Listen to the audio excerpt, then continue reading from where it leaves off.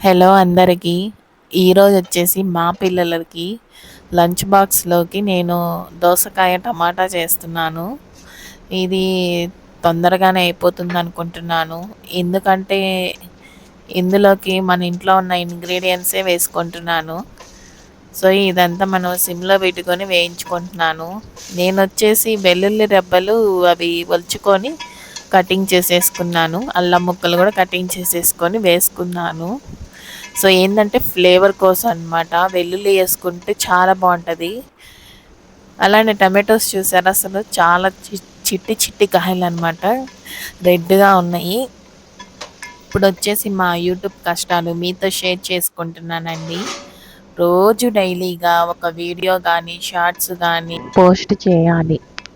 అట్లా అయితేనే మనకి వాచ్ టైమ్ పెరుగుతుంది.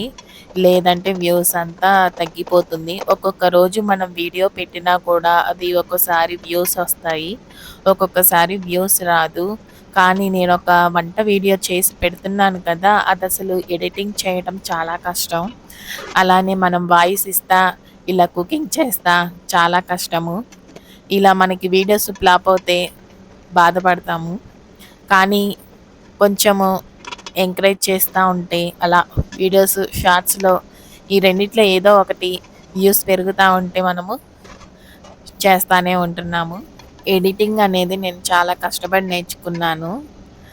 ఆహ్, అలానే ఇప్పుడు షార్ట్స్‌లో వచ్చేసి పురాణ కథలకు కూడా ఎడిటింగ్ చాలా కష్టమండి. అంతా ఏఐ ఎడిటింగ్ చేస్తున్నాను.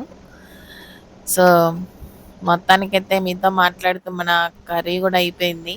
లాస్ట్ ఫైనల్‌గా మన కస్తూరి మెంతివి యాడ్ చేసేసుకొని టేస్ట్ పరంగా ఎలా ఉందో చూసుకోండి. ఇదండి ఇవాల్టి video. Please subscribe. Thank you.